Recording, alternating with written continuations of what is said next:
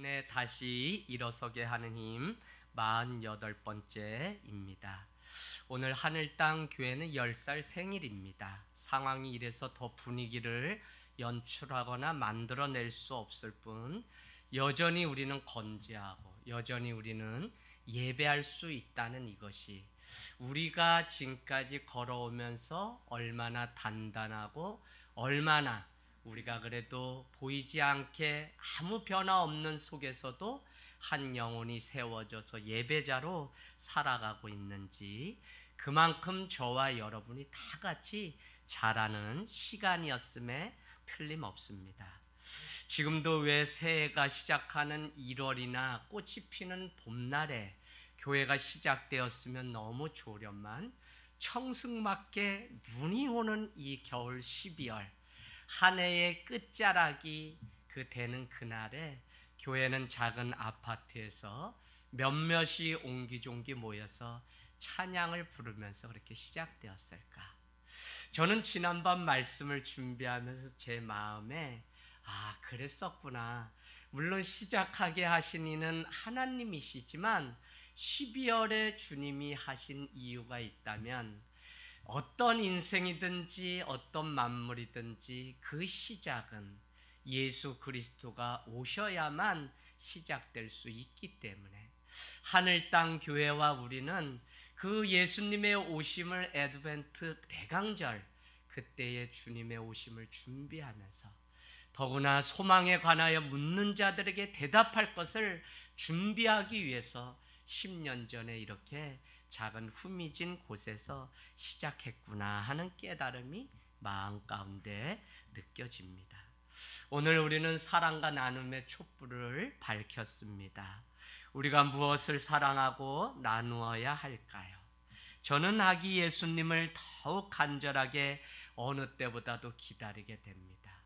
우리는 매스컴을 통해서 코로나가 몇 단계의 상황인지 1000명의 사람들이 육박하게 되면서 3단계가 될 것이 불보듯 뻔하게 되니까 위기 상황 앞에서 정말 다른 때보다도 더 차분하고 고요하고 침묵 가운데 숨죽이면서 예배할 수 없는 그 상황을 보게 됩니다.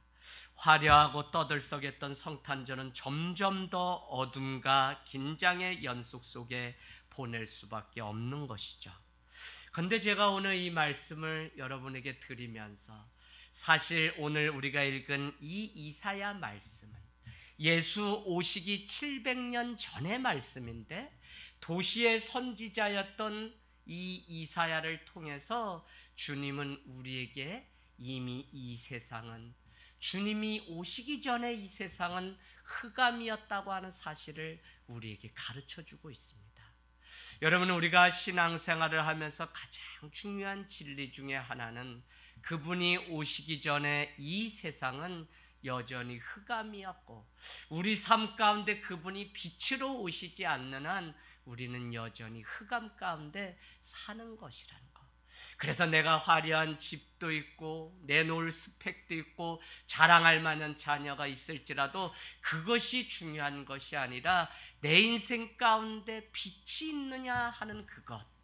예수 그리스도가 오시지 않으면 어쩔 수 없이 여전히 어둠이 이 세상 가운데 있다고 하는 이 사실을 인정할 때 우리는 무엇 때문에 예수를 기다려야 하고 예수가 오시면 우리 삶에 어떤 변화가 일어나는지를 우리는 정말 마음 깊이 고백하는 은혜가 있을 줄로 믿습니다. 여러분, 사실 세상은 어둡습니다. 유럽 전역의 이 12월 작은 불빛들이 길을 밝히고 여기저기에서 예수를 믿거나 믿지 않거나 놀라운 잔치처럼 그렇게 화려해지는 이유는 12월이면 경기가 나빠져서 경제가 돌지 않기 때문에 사람들은 그냥 의식적으로라도 그 불빛을 밝히고자 하는 마음들이 그들에게 있었다는 것입니다. 그런 차원에서 어느 때보다도 불빛이 우리에게 더 필요한 것을 보게 됩니다. 누군가 밝혀주지 않으면 길이 보이지 않아서 길을 잃게 되는 거죠. 많은 사람들이 길을 찾지만 길을 잃어버려서 올 수도 갈 수도 없는 상황 가운데 놓여 있습니다. 코로나 때문에 더욱 길이 보이지 않는지 모릅니다. 하지만 우리는 믿음으로 고백하기는 세상은 늘 어두웠고, 마태가 오늘 유대인들에게 그들에게 보여줄 메시아에 대한 그 전망을 4장 14절, 마태복음에 가보세요. 4장 14절에 오늘 우리가 읽은 이사야서 9장 1절 2절을 인용하면서 옛 구약의 예언대로 신약에 성취하러 오신 예수 그리스도를 드러내기 위해서 오늘 주가 그 선지자를 통해 말씀하셨던 것을 이루시려 함이라 라고 하면서 오늘 2절 말씀, 흑암에 행하던 백성이 큰 빛을 보고 사망의 그늘진 땅에 거주하던 자에게 빛이 비추느니라 라고 하는 말씀을 인용하는 것을 보게 됩니다. 여러분, 그런데 우리에게 문제가 있습니다. 그것은 여러분이 찾아가서 한번 볼까요?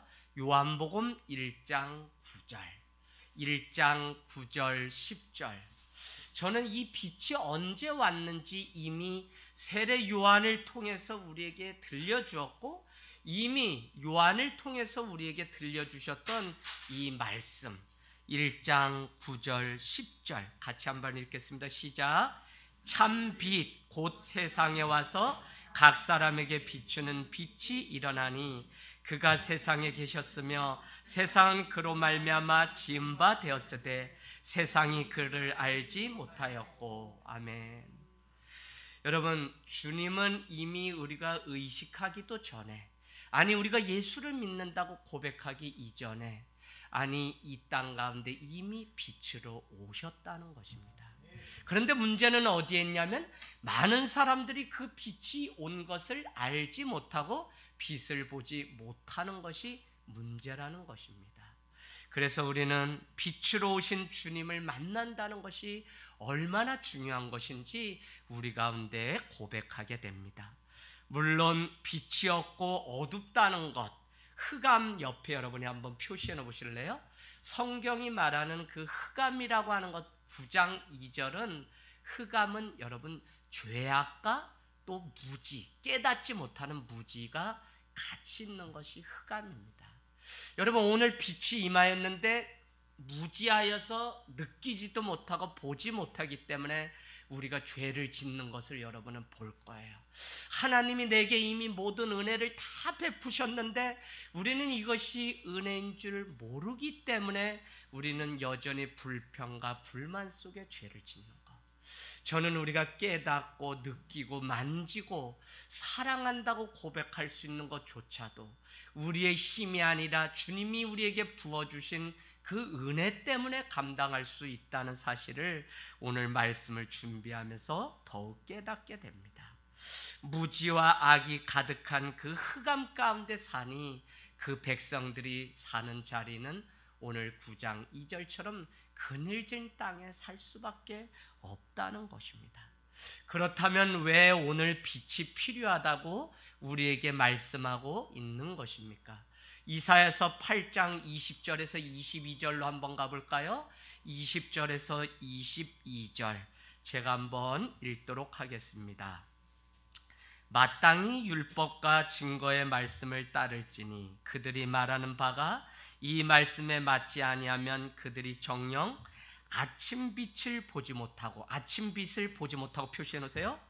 이 땅으로 헤매며 공고하며 굶주릴 것이라 거기도 표시해 놓으세요. 그가 굶주릴 때에 격분하여 자기의 왕과 자기의 하나님을 저주할 것이며 위를 쳐다보거나 땅을 굽어 보아도 어떻게 된다고요? 환난과 흑암과 고통의 흑암뿐이리니 그들이 심한 흑암 가운데로 쫓겨 들어가리라 라는 것입니다.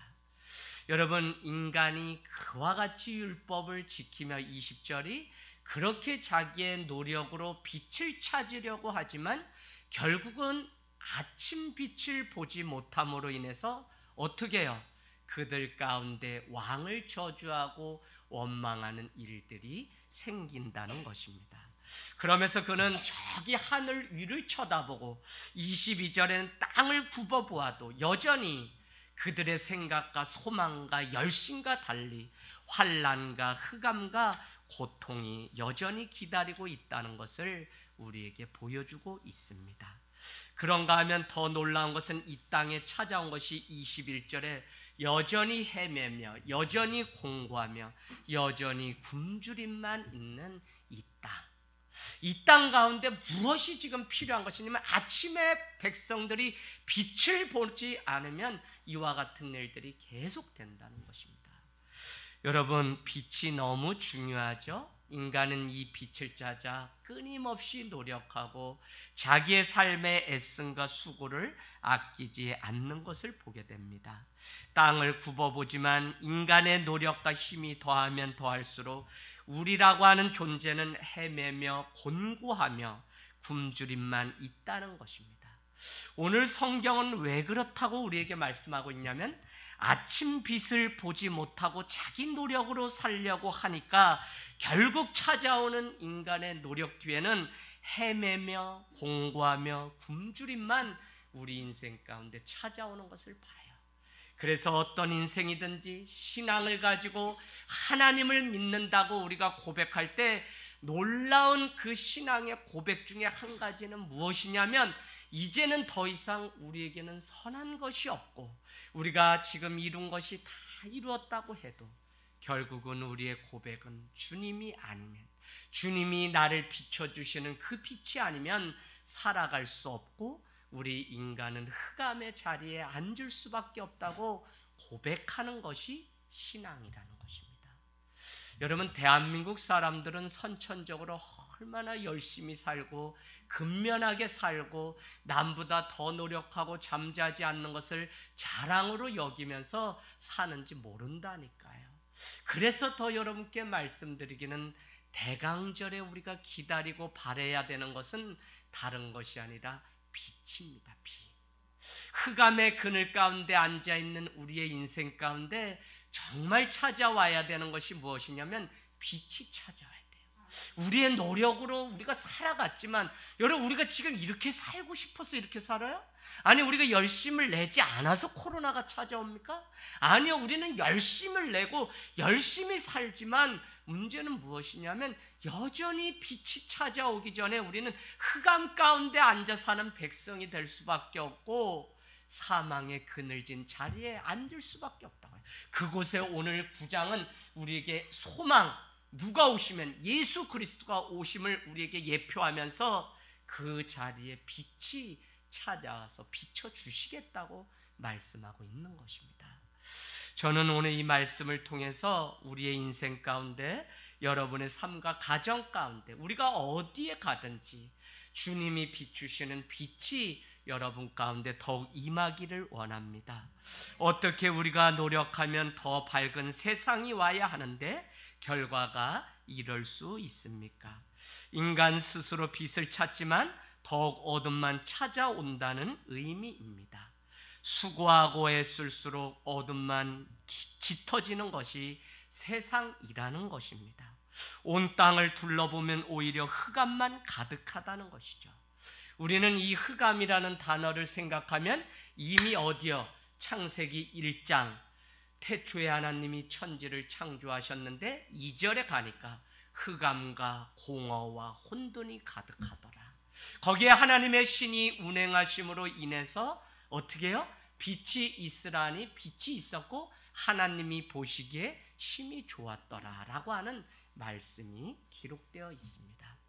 여러분, 이 땅은 하나님의 신 성령이 운행하기 전에 하나님이 가장 세상을 창조하시고 첫 번째 하신 명령 사역은 무엇이냐면 빛이 있으라는 것입니다. 왜요?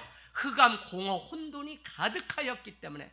이것은 원어로 연구해 보면 한결같이 다 길과 관련된 겁니다. 길이 막히고 길이 굽어지고 길이 끊겨서 더 이상 갈 수 없는 것.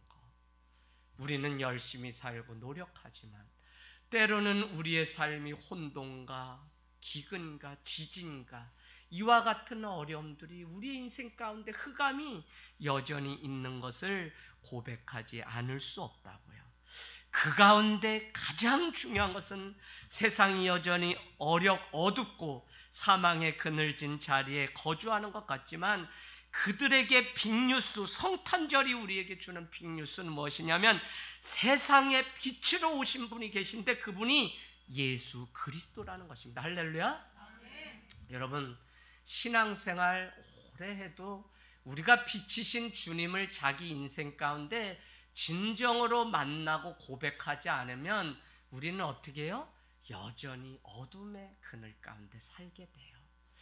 빛이 우리 삶에 임하게 되면, 우리의 생각과 마음까지 빛이 주장하게 되면 어떤 인생이든지 일어나서 꿈을 꾸게 되고 다시 살 소망을 얻게 되고 오늘을 살지만 내일을 바라보면서 살게 하는 것이 빛이라니까요. 그 빛이 임하면 우울증 환자들도 깨끗이 나요. 우리에게 지금 필요한 게 뭐냐? 빛이라니까요. 빛. 이 세상 가운데 빛이 임하면 코로나가 문제가 아니라 종식되고 끊어집니다. 여러분, 그냥 감옥살이를 했던 많은 옥중 서신들을 읽어보면 사도 바울뿐만 아니라 많은 사람들이 너희가 나의 몸을 억어할 수 있을지 모르지만 나의 생각과 마음은 가둘 수 없다고 고백한 많은 의인들이 있습니다. 우리가 코로나, 여러분 이것보다 더한 거, 태풍 많은 거 올 수 있어요. 저도 제 주변에 암으로 떠나는 사람을 올해 몇 분 가까이 지내던 분들 생각하니까 여기저기 어디 찔리고 담만 와도 무슨 문제 있나? 이런 생각. 두려움은 늘 저나 여러분에게 사람이면, 두려움은 교회를 다녀도 찾아올 수 있어요. 빈도 차가 다를 뿐이지 다 올 수 있다고요. 죽음이 내 목전에 왔다는 생각이 어둠이 찾아올 수 있어요. 그러나 우리가 빛이신 주님이 우리의 생각과 마음을 주장하시게 되면 사망의 자리를 떠나게 되고 흑암의 권세가 더 이상 우리를 주장하는 것이 아니라 빛이신 주님, 그분이 우리를 주장하게 됩니다. 여러분, 우리는 지난주에 미가서를 통해서 우리는 평강의 왕으로 오신 주님을 고백했습니다. 우리는 평강의 왕으로 오실 주님을 지금도 기다리고 있는데 오늘 대강절 셋째 주일은 빛으로 오신 그 주님이 정말 내 삶을, 내 인생을 다시 한번 비춰주셔서 내 인생의 어둠의 그 그늘, 그 어둠이 다 예수의 이름으로 상처와 실패가 이제는 도저히 어떤 것 해도 되지 않는다는 그 절망이 빛으로 인해서 다 녹아지고 없어져서 정말 멋지게 새로운 인생 다시 태어나서 살아보는 저와 여러분이 되시길 주님의 이름으로 축복합니다. 그런데 여러분, 중요한 것은 세상에서 빛이 생겼다는 것이 아니라 세상의 빛이 비춰진다고 말씀하는 것으로 보아서 누가 어디서 이 빛이 왔길래 비춰주는 것일까라고 하는 우리는 생각을 해보면 결국은 세상 자체적으로 빛이 있는 것이 아니라 비춰주시는 분이 계셔야 된다는 사실을 우리는 알게 됩니다. 예수께서 우리를 구원하시고자 빛으로 오신 이 놀라운 이 빅뉴스, 요한복음 8장 12절에는 아주 정확하게 말씀합니다. 요한복음 8장 12절 여러분 가서 우리 같이 한번 보는데요. 8장 12절 여러분이 잘 아시는 말씀이죠. 예수께서 또 말씀하여 이르시되 나는 세상의 빛이니 나를 따르는 자는 어둠에 다니지 아니하고 생명의 빛을 얻으리라. 아멘. 누구든지 빛으로 오신 주님을 만나지 않으면 흑암에 거닐 수밖에 없는 것입니다. 그래서 나는 빛으로 세상에 오셨다고 하시는 이 예수 그리스도를 만나야만 우리는 우리 인생의 첫날이 비로소 시작된다는 것입니다. 9장 1절 소망의 왕, 평강의 왕을 선포하면서 1절 이렇게 시작하죠. 전에 고통받던 자들에게는 흑암이 없으리로다. 주님이 회복시켜 주시겠다는 것입니다. 그러면서 옛적의 수불론 땅과 납달리 땅에 고통받던 자들이 있었는데 오늘 신약 시대의 갈릴리, 구약에도 있어요. 갈릴리 이 지방을 하나님이 찾아오셔서, 갈릴리 누가 계셨던 곳이 예수님이 제자들 찾아갔던 곳입니다. 그곳을 어떻게 해요? 영화롭게 회복시켜 주시겠다고 약속하시면서 흑암에 행하던 백성이 큰 빛을 보고 사망의 그늘진 땅에 거주하던 자들이 빛이 비추두다라고 말씀하고 있다는 것입니다. 여러분, 정말 우리 인생 가운데 빛이 임하길 원합니다. 사람이 계산하고 사고하고 지혜가 작동하고 일을 하고 많은 관계를 맺고 살아가는데 그 원천은 빛입니다. 빛이 없기 때문에 관계를 더 깊이 하려고 하면 서로 상처를 주고 원망하고 서로 찌르는 일이 있습니다. 빛이 우리 가운데 생각을 밝혀주고 마음을 밝혀주면 그냥 어떤 환경 속에 자랐든지 이 자녀는 반드시 서서 자기의 가문에 흐르는 그 아픔들을 다 올곧이 예수 때문에 끊어버리고 자녀의 때에 2대 3대 가면서 새로운 가문으로 거듭나는 것을 우리는 보게 됩니다. 사실은 빛이 필요해. 빛. 우리가 여러분 하루 여기 옆에 이렇게 있어요. 그러다가 한낮이 돼야만 여기에 빛이, 그러면 뭐 환한 느낌 벌써 와요. 그러면 저 본당문을 열고 여기 커튼 쳐놨지만 우리가 다 올리고 이 빛이 들어오면 어떤 난로 난방기구보다도 빛이 올 때 더 환해지고 우리의 마음이, 그러면 오후에 막 우리가 뭐 해보자 해서 전도를 송탄으로 평택으로 뭐 사방으로 전도를 일주일에 2번 이상을 꼭 몇 시간씩 다녀옵니다. 이건 뭐 개척에서 지금까지 하늘 땅 교회가 지금까지 빛을 모으고 빛을 드러내는 일. 그런데 앞으로 10년은 더 우리가 빛을 드러내야만 세상 사람들이 이 빛 가운데 정말 위로를 받고 소망을 얻고 다시 살 용기를 얻을 수 있기 때문에 빛을 이제는 드러내는 일들을 더 열심히 우리가 감당하는 교회가 되길 원합니다. 여러분, 포로된 이스라엘 백성들, 남유다는 이제 멸망을 눈앞에 두고 있을 때 죽는다고 생각했던 그들의 인생 가운데 빛이 찾아온다는 오늘 이 선포, 오늘 코로나의 위협 가운데 고통 겪는 우리만큼이나 이 소식은 빅뉴스고 그 삶의 소망이요 기쁨이었다는 것입니다. 저는 큰 빛이 우리 인생 가운데 어느 때보다 자녀들, 우리의 사업장, 우리가 나가는 출근터, 사업장 어느 곳이든지 이 빛이, 그래서 여러분 다시 한번 무릎을 꿇고 다시 한번 시작해 보십시오. 주님, 오늘 내가 빛이신 주님을 가슴에 안고 갑니다. 이 빛이 세상 가운데 드러나서 내가 가르치는 아이들, 내가 만나는 친구들 누구든지 이 빛이신 주님을 볼 수 있도록 주님 도와주십시오. 빛이 채워주면 마음이 넓어지고 대서양과 같이 태평양과 같이 넓어져요. 제가 우리 아파트에 뭐 이렇게 해서 누가 잘렸다 이 얘기를 들으니까 사람들의 마음이 얼마나 좁아지는지.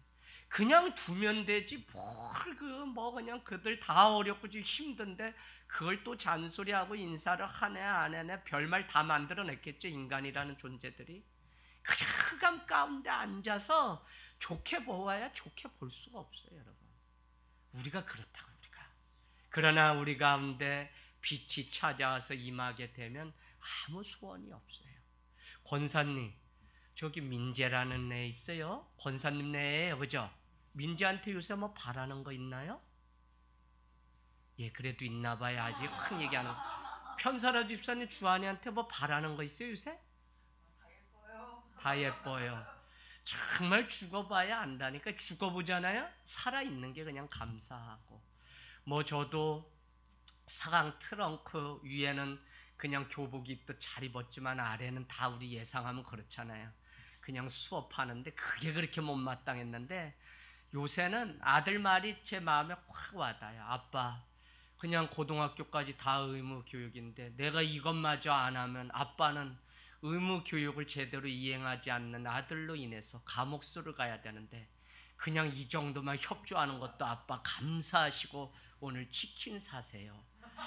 난 뭐 아들이 사고치든 뭐하든 뭐 원하는 게 없어요. 그냥 고등학교 잘 졸업만 해주면 요즘 같아서는 그냥 기쁘겠어요. 여러분, 우리가 바로 그래요. 빛이 우리 가운데 정말 빛이 임하게 되면 더 소원도 없고 지금 있는 이것만으로도 얼마나 기쁘고 풍성한 삶을 살아가는 것인지. 우리는 지난주 목자로 오신 목축아리라라고 하는 것 통해서 요한복음 10장 나는 선한 목자라 라고 하면서 도둑이 와서 자기 양떼를 물어가면 자기 목숨을 걸고 선한 목자는 지켜낸다고 하는 목자로 오신 그분의 죽음을 통해서 드디어 그곳에 평강이 임한다는 사실을 우리는 보았습니다.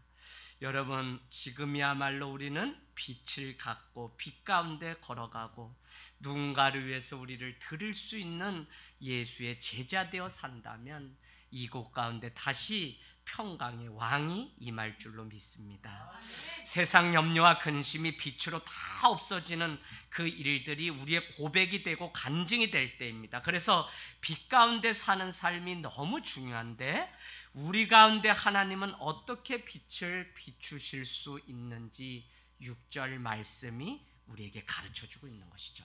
그 빛은 곧 무엇이냐? 이는 한 아기가 우리에게 낳고라고 하는 한 아들을 우리에게 주신 바 되었는데 그의 어깨에는 정사를 메었고라고 하는. 그래서 여러분, 지금까지 설명했던 그 빛은 결국 아가라는 거야.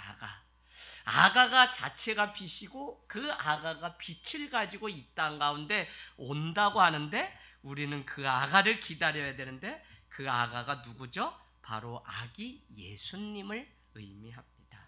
그분이 오셔야 흑암에 사는 자들에게 기쁨이 있고요. 우리는 세상 살기 좋고 남부러울 것 없지만 영적으로는 얼마나 어둠 가운데 아기 예수님이 오시지 않으면 살아가는 존재인지 늘 고백하는 것이 오히려 신앙이라고 했습니다. 내가 하면 다 된다. 내가 노력하면 이루지 못할 게 없다. 이놈의 새끼야, 네가 공부하면 다 되지. 야, 너가 일하면 집 한 채 사지 그거 못하냐. 우리는 얼마든지 내가 하면 다 되는 시계.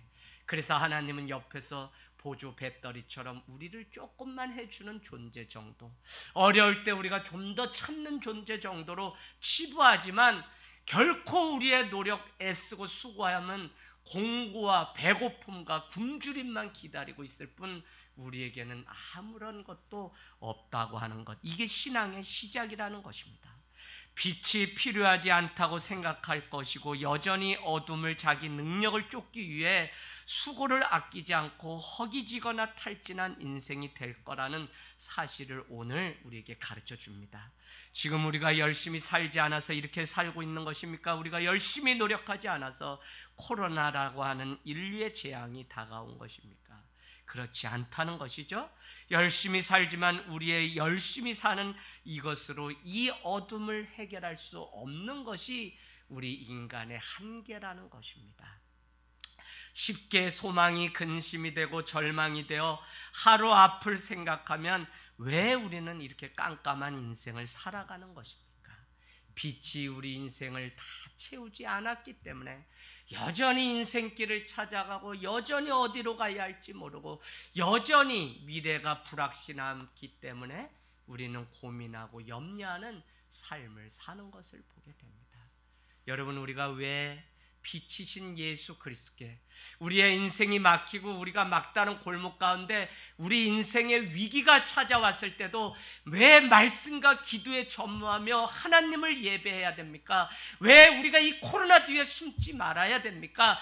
더 우리가 위기를 당하고 보면 내 인생의 뿌리를 어디에 두고 살아온 존재인지 우리는 우리 자신이 적나라하게 드러나고 다 보게 돼요. 그거 숨기려고 하지 말고 오히려 주님 앞에, 제가 여러분에게 코로나가 시작되었을 때 계속적으로 말씀한 것은 복음 앞에 지금이야말로 내 인생을 결정하고 결단하고 점검해 볼 수 있는 때, 그래서 도망가지 말고 핑계대지 말고 예수 그리스도 그분의 말씀과 기도 가운데 나가야만 우린 빛이신 주님을 만나서 새로운 인생을 살 수 있는 것입니다.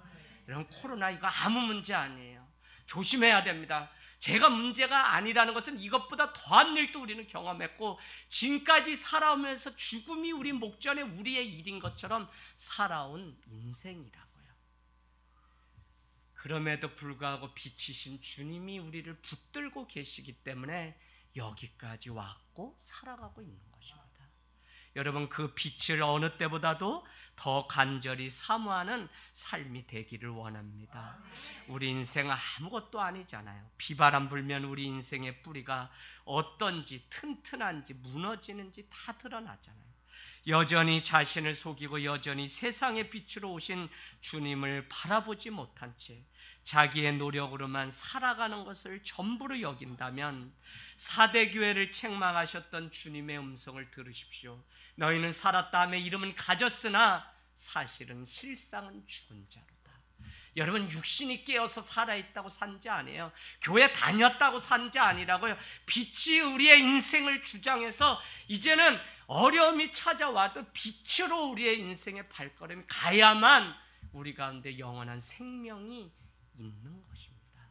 저는 이 사실을 어느 때보다 부모님 세대가 깨닫고 스스로 코로나 뒤에 숨지 말고 더욱 빛이신 주님께 나와 예배하는 귀한 삶이 되기를 원합니다. 온라인이든 오프라인이든 다 상관없습니다. 신령과 진정으로 주님 앞에 예배할 수 있는 그 예배자를 주님은 찾으시기 때문에 있는 곳에서 여러분이 기쁨 가운데 하나님 빛 되심을 인정하고 찾아가는 삶, 그것을 여러분이 어느 때보다도 누리는 은혜가 있기를 주님의 이름으로 축복합니다.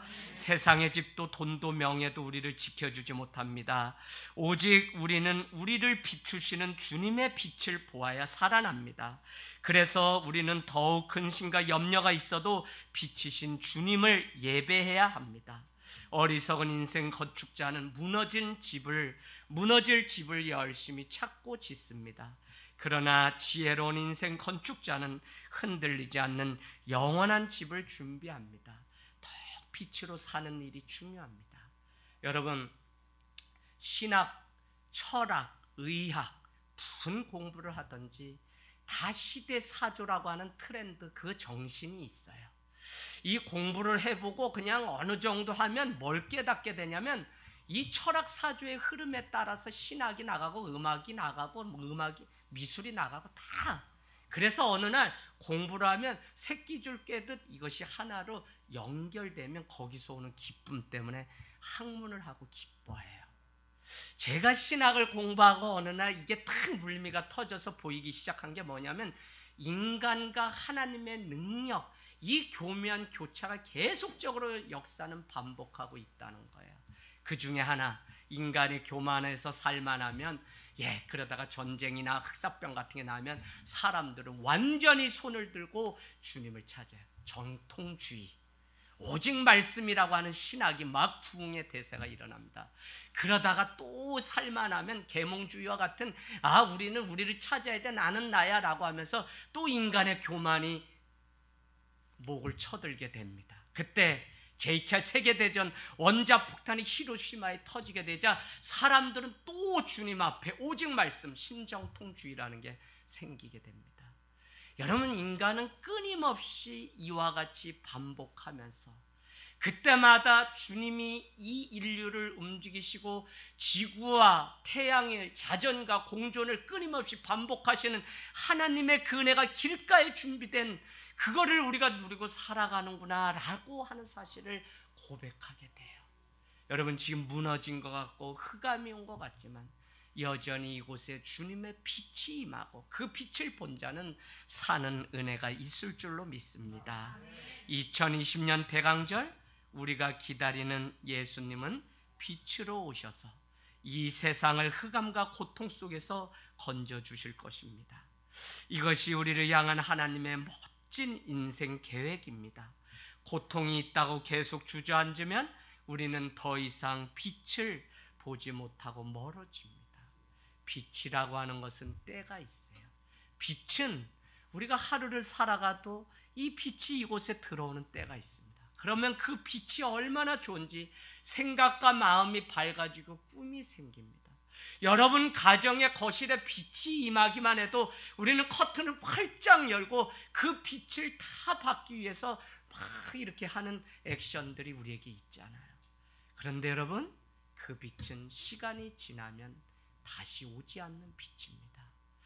하나님이 빛으로, 예수 그리스도가 빛으로 이 땅에 나는 빛이시라고 하는 이 빛은 한 번 가면 다시 오지 않습니다. 그래서 빛이 왔을 때 그 가운데 머무는 그것이 얼마나 중요한지 모른다니까요. 온종일 춥다가도 그 빛이 우리 가운데 오면 우리의 생각과 마음속의 어둠을 걷어내는 것이 바로 빛이라고요. 죽고 싶고 자살하고 싶고 우울하고 했던 그 가운데 빛이 임하게 되면 우리 인생 가운데 비로소 하나님만이 주시는 그 소망. 여러분, 내 인생이 비참하고 어떨 때는 비굴하고 어떨 때는 이것밖에 안 되나, 어떨 때는 이렇게 살라고 내가 살아온 인생인가, 어떨 때는 열심히 사는데 왜 외롭지, 열심히 사는데 나만 작아지는, 이거 다 우리 누구나 느끼는, 실패했기 때문에 느끼는 그런 게 아니라 누구나 이 땅은 뭐라고요? 흑암이 가득하기 때문에 빛 가운데로 우리가 빛의 옷을 입지 않으면 우리는 이 어둠이 계속 우리를, 그 중에 살아온 환경, 가정, 상처, 이것이 우리의 인생을 좀먹고 갉아먹어서 더 이상 살지 못하는 이 일들이 얼마나 많아요. 저는 우리의 인생이 언제나 주님 앞에 이 빛이신 주님을 기다리고, 그 주님은 빛으로 채우는 그 교회, 빛으로 채우는 성도의 삶이 되면 여러분을 짓누르고 힘들게 하는 흔드는 그것 앞에서도 우리가 흔들어 깨울 분은 주님이시라고 하는 사실 때문에 빛이신 주님을 깨로 나올 줄로 믿습니다. 오늘 어깨에는 정사를 메었다라고 하는 그 표현에 여러분은 통치자라는 단어를 써놓으시면 됩니다. 목사님, 어깨에 정사를 메었다가 무슨 의미냐? 통치자.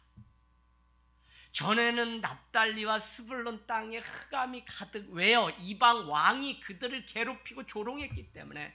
그러나 빛의 왕이 갈릴리에 오게 되면 갈릴리는 드디어 9장 1절에 빛이, 흑암 가운데 앉았던 자들, 사망의 그늘에 앉았던 자들이 6절에 아기 예수님이 찾아오시고 낫게 되면 우리의 인생은 완전히 그냥 역전 인생이 되는 것입니다.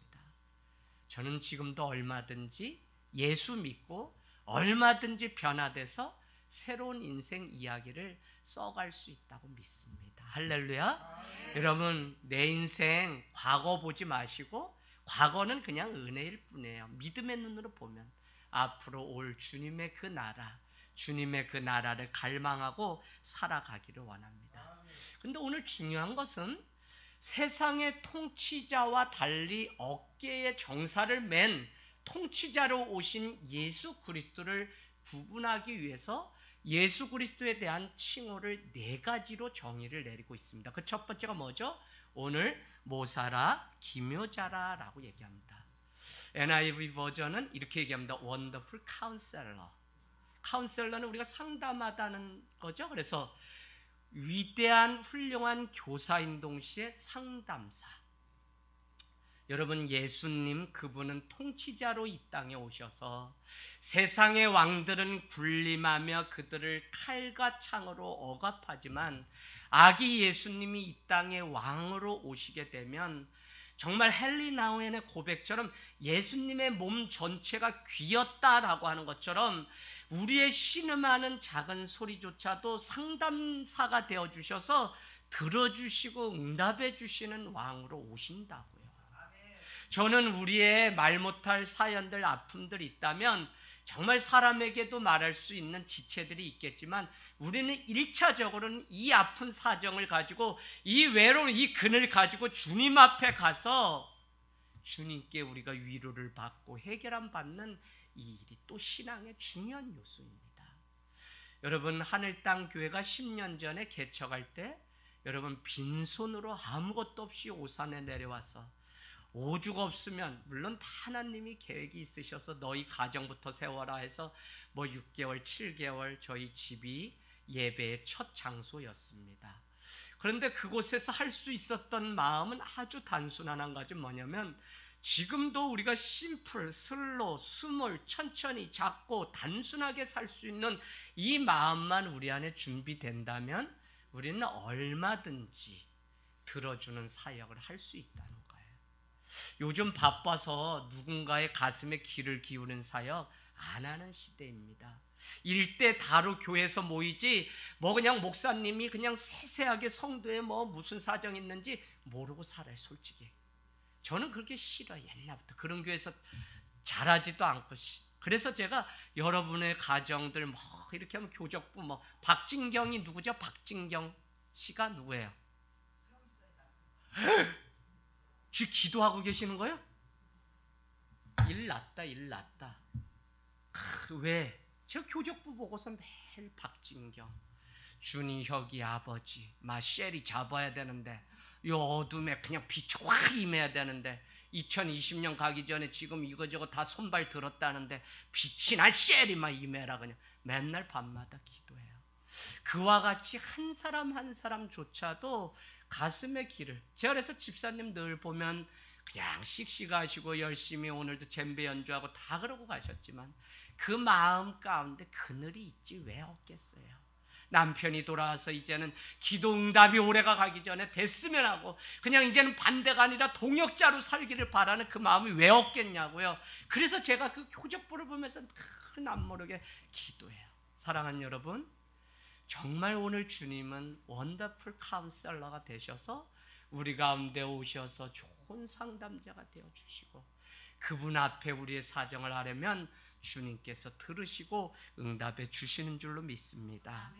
그런가 하면 오늘 우리에게 두 번째로 뭐라고 말씀하고 있죠? 오늘 이렇게 말씀하고 있습니다. 전능하신 하나님, Mighty God, Almighty God. 육신을 입고 이 땅에 오신 그 주님은 전능하신 하나님으로 오십니다. 부모가 자녀를 위해서 헌신하고 애쓰고 싶은 마음이야 다 똑같죠. 그 중에 이 자녀가 잘 되고 평생 같이 있어주고 싶어하는 마음 여전합니다. 그러나 인간의 한계는 전능하지도 않을 뿐 또 영원하지도 않다고 하는 한계를 가지고 살아갑니다. 그렇기 때문에 마태복음 오늘 약속의 말씀은 우리에게 뭐라고 하시냐면, 약속의 말씀은 보라 처녀가 잉태하여 아들을 낳으리니 그 이름을 임마누엘이라 하리라. 이는 우리와 영원히 함께 계신다는 의미라는 것입니다. 할렐루야. 여러분, 미국이 우리의 우방국가입니다. 그들이 6.25 끝나면 돌아가지 우리와 영원히 함께합니까? 그렇지 못해요. 우리 부모님이 자녀와 영원히 해줄 수 있어요? 없어요. 소원이지만 할 수 없어요. 결국 우리에게 전지전능하셔서 함께 해주시는 분은 하나님, 그분이 어제나 오늘이나 내일이나 우리의 삶 가운데 영원히 함께 해주시기 위해서 오시는 분, 그분 안에 거하는 인생은 빛이 임하기 때문에 능치 못할 일이 없고 장애물이 결코 없다는 사실을, 그래서 이 주님 안에 거하는 자녀가 되면 그 자녀는 5대양 6대주를 꿈꾸며 돈이 없다, 뭐가 없다, 부모의 능력이 무능하다가 아니라 자기가 만난 그 주님 때문에 새로운 인생을 얼마든지 개척해서 갈 수 있는 삶을 삽니다. 여러분, 세 번째는 오늘 이렇게 말씀하시죠. 영존하시는 아버지라고 말씀합니다. Everlasting Father, 영원하신 끝이 없으신 하나님 아버지. 그분은 무엇보다도 우리 가운데 영원한 생명을 주시기 위해서 오신 분이십니다.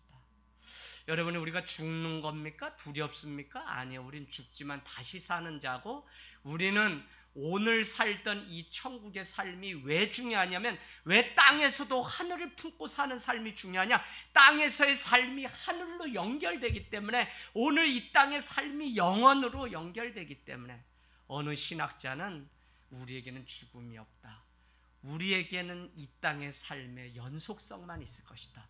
그러면 이 땅의 삶이 우리는 더욱 뭐로 만들어요? 천국으로 만들어야지. 영원의 삶. 이렇게 얘기하면 어떤 사람, 목사님 저는 맨날 눈물을 흘리고 쏟기만 하고 사기만 당하고 이 땅의 삶 연속성에 계속 있다면 저는 싫어요. 난 그런 하나님이면 싫어요. 이러실 수 있어요. 좋은 것만. 단 우리는 종말론적인 신앙은 이 땅에 우리 가정이 내가 만나는 곳이 천국인 것처럼 하늘을 미리 앞당겨서 여기서 동시에 나부터 지금 여기서 살아가는 그 삶이 정말 온전한 종말론적 신앙이지, 죽은 다음에 가야지 하고 막 자기 몸 막 때리고 이까지 육신 이거 다 흙으로 갈 거 이까지 거 뭐해, 이게 진짜 종말론적인 신앙이 아니라 이건 잘못된 거예요. 여러분, 이 육신 하나님 여기서 영원하게 잘 간직하고 아름답게 사용하고 이것 가지고. 그래서 우리가 늘 얘기하잖아요. 건강도 하나님 앞에 챙겨야 되는 그 책임이 나에게 있다고. 그런 거예요.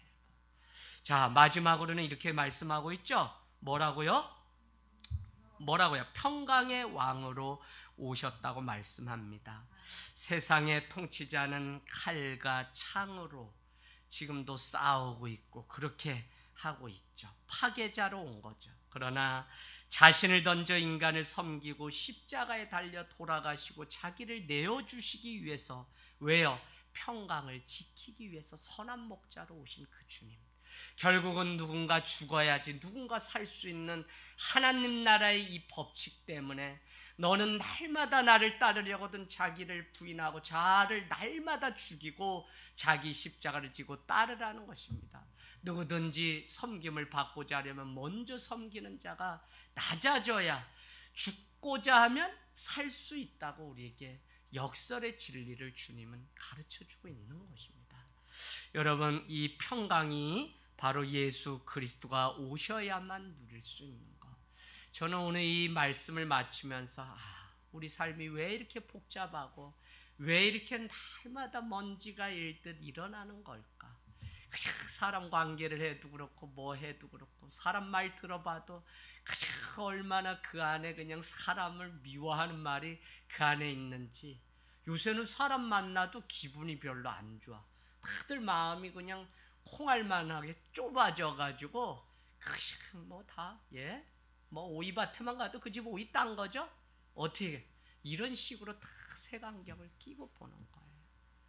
여러분, 제가 이제 선교 신학을 PhD 공부하다 보니까 중요한 거 저는 그걸 보고 제가 그렇게 해요. 기존의 이제 자연 성장이라고 하는 그 신학 교회 성장은 가만히 두면 성장하는데, 성장의 원리는 교회가 장점이 있고 약점이 있으면 약점을 보완하면 성장한다는 주장이었어요. 그러니까 교회가 이렇게 많은 장점이 있음에도 불구하고 약점을 장점으로 바꿔야지 교회가 성장한다. 그래서 관심은 어디에 있냐면 약점 찾아내는 거. 그래서 교회 성장 진단을 하게 되면 이 교회는 예배가 길어서 목사님 설교가 너무 거칠어서 여러 이게 진단이 막 나와요. 점수 100점 중에 막 이렇게 환산하면. 그래서 그거를 보완하는 방식이었어요. 그래서 그 원리에 의하면 우리 교회 문제가 뭐냐? 당장 우리 교회 장로들 문제 있지 않냐? 우리 교회 목사님 문제 있지 않냐? 우리 교회 교역자들 문제 있지 않냐? 그것부터 찾아내는 게 한때 교회 성장하게 대세였어요. 이게 자연 교회 성장입니다. 그런데 ABCD라고 하는 그 교회 성장 진단 프로그램은 무엇이냐면 그거 보지 말고, 약점 보지 말고, 너희 교회에 있는 신자 한 사람, 그 사람이 가지고 있는 그 장점이 뭐냐? 너희 교회 목사님 장점 뭐냐? 너희 교회가 가지고 있는 자산, 그 장점이 뭐냐? 우리 교회는 자연 속에 가까운 도로 속에 그러나 감춰져 있고, 그러나 옆에는 소리울 도서관이 있고, 이런 장점을 어떻게 극대화할 수 있는가 연구하는 것으로 바뀌었어요. 저는 일찍이 우리 교회가 정말 장점을 좋아하지만 단점까지 사랑하는 그리스도의 공동체가 되자고 여러분께 계속 인사로 했던 이유가 이때를 위함이구나. 코로나가 되니까 마음이 얼마나 좁아지는지 없는 단점까지 막 찾아내려고 눈이 시뻘게 가지고 막 눈이 충혈됐어. 그래가지고는 이 땅에 평강이 오질 않습니다. 부족하죠 다? 그러나 저 사람의 장점, 그래, 해볼 수 있으면 해보게 해주고, 뭐래도 조금의 에너지가 있으면 그걸 극대화시켜주고, 그게 바로 바나바와 같은 격려자, 권위 있는 삶입니다. 하늘땅 교회는 앞으로도 그냥 믿는 자든 믿지 않는 자든 더 주님 나라의 백성으로 세워가는 이 일이 영원한 비전이 돼서 우리 교회가 아니라 모두가 올 수 있는 모두의 교회 돼서 이곳 가운데서 인생을 비치신 주님을 만나서 다시 사는 삶이 되기를 원합니다. 여러분, 갈릴리에는 이제 빛이 임하면 다 모든 것이 끝이 납니다. 예수님은 척박한 갈릴리, 밤새 고기를 잡아야 되는 이유가 있다면 그 로마 정부에 내야 되는 세금을 채우기 위해서 그 어느 정도의 어획량이 확보돼야 되는데 빈 그물을 씻고 있는 이 베드로 가운데 얼마나 절망이 찾아왔을까요? 거라사가, 가버나움이, 벳세다가, 이 갈릴리 지역을 중심으로 7개 지방이 얼마나 눌렸으면 이 귀신 들린 자가 돼지떼 안에 들어가서 저기 갈릴리 바다 그 물에 몰살하는 이런 장면들이 이 사복음서 안에 등장하고 있습니까? 눌리고 억압받고. 그러나 중요한 것은 헤롯이 이 땅을 지배하는 것이 아니라, 나폴레옹에게 힘이 있는 것이 아니라, 여전히 그 뒤에서 움직이시고 핸들링해 가시는 하나님의 손길, 이것이 우리와 함께 하시는 빛으로 오신 주님이라고요. 오늘 정말 아무것도 깨닫지 못하고 그 삶의 운명처럼 수레바퀴를 열심히 돌리는 그들, 그러나 역사의 수레바퀴를 돌리기 위해서 2000년 전에, 아니 오늘 말씀 예수님이 오시기 전 700년 전에 이사야를 통해 흑암에 앉은 자에게, 사망의 그늘의 자리에 주님이 빛으로 오시면 모든 것 다 해결된다고 우리에게 위로의 말씀이자 소망의 말씀을 주십니다. 여러분, 날마다 빛 가운데 거해서 이때에 오히려 여러분이 믿음 때문에 잘 되는 간증들이 날마다 있기를 주님의 이름으로 축복합니다.